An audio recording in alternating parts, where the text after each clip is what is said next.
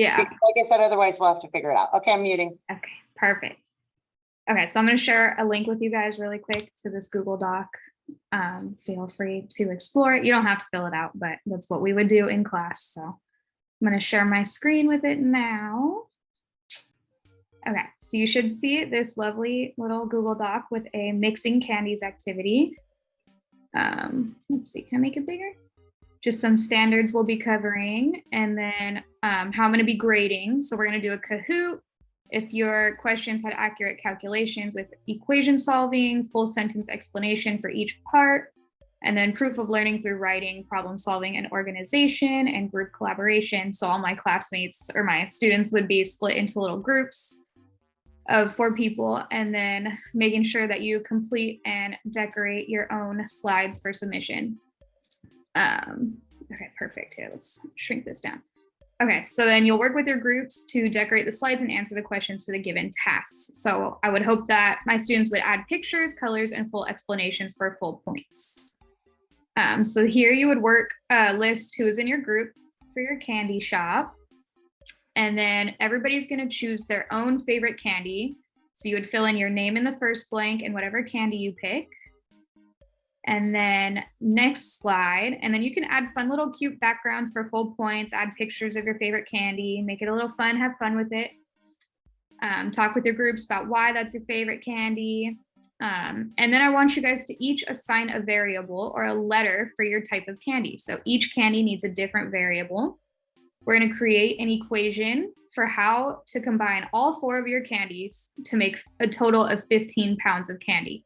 So in your groups, you're going to combine all of your candy to make a total of 15 pounds. So you're going to write an equation.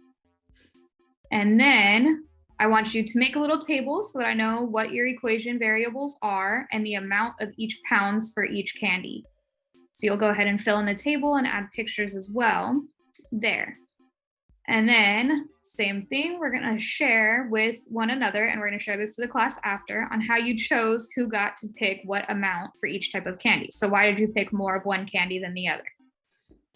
And then before we move on, I want to go in and do our Kahoot. So every class we have a Kahoot where we answer some questions. And we're going to answer these individually, and then we're going to come together and grade ourselves and explain the full answers in our pairs. So if we go over to the lovely Kahoot, it should look something like this, and you join it with this game pin here. So you guys don't have to, I'm just going to join it and show you guys how it works. Should load up here. Okay, I think I should be able to start it. CJ, like I know I need one person. Okay. Okay, so this is to go with our mixing candies question. And then these are questions based off of the other ones. So how many pounds of candy are in the box? So we're given these 2 equations, x plus y equals 3, and one is for caramels and y is for truffle chocolates. And we want to know how many pounds of candies would be in the whole box. So if we have x plus y equals 3 and 8x plus 12y plus 1 equals 30. So you have to pick which equation and decide for yourself which one. Okay. And then we will get to explaining. So the correct answer was 3, because if we're looking at 3 pounds of chocolate, x plus y equals 3. So you have x pounds of caramels and y pounds of the truffles. Then it adds to 3 pounds of the chocolates. And then looking at our next question, it'll show us our scoreboard here. And then what is the price per pound of the caramels? So again, we're going to be looking at our next equation over here and try to answer our question. So we can say maybe it is $8 per pound. So I'm going to click on the 8 on my lovely Kahoot on my phone or your tab you have open on your computer. And we can see that that one was not. So our score should not go up. So then it'll list all of your groups, everybody in the class, and put you guys on a little scoreboard. You guys would do this individually, and then you'll get points to your group number. And then same thing, new question. What does the term 12y represent in the equation? So we can say, is it caramels? Is it the number of truffles? Is it total pounds or the amount that Lita already has? So we'll go ahead and answer it. And we can see that it is the amount of truffles, since 12y relates the number of pounds to each candy to the total value in the box. And then looking at question 4 of 5, we want to know what that whole bottom equation means. So is it the total pounds of the chocolates, the amount of truffles, the value of the chocolates, or the amount of caramels? So thinking back to what we know about equations, we would want to break it down and see if we can get the right answer here. So it would be the total value of the chocolates. And same thing, we're going to go back over all of these in our group. There is one question that is not on the slides, and this one's worth double points, just bonus points for your group to make up. What does the +1 in the second equation represent? So there was an extra little +1, and you have to kind of think about it outside the box to see. So do you think it would be worth an extra chocolate, a caramel?